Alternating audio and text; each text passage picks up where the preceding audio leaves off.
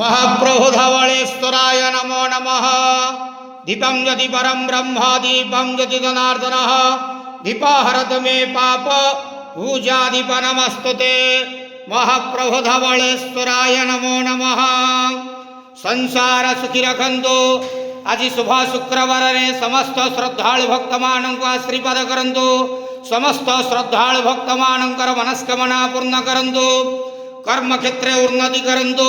ग्रहरिष्टमान खंडन करंतु। जगतर मंगल करंतु। ईश्वर कल्याण करंतु।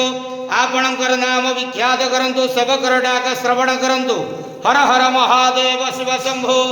महाप्रभु धवलेश्वराय नमो नमः। संसार सुखी रखंतु आनंद के वार। हरि बोलो। आज शुभ शुक्रवार रे समस्त श्रद्धालु भक्त मानक आशीर्वाद करंतु आनंद के वार। हरि बोलो। बाबा धवलेश्वराय नमः।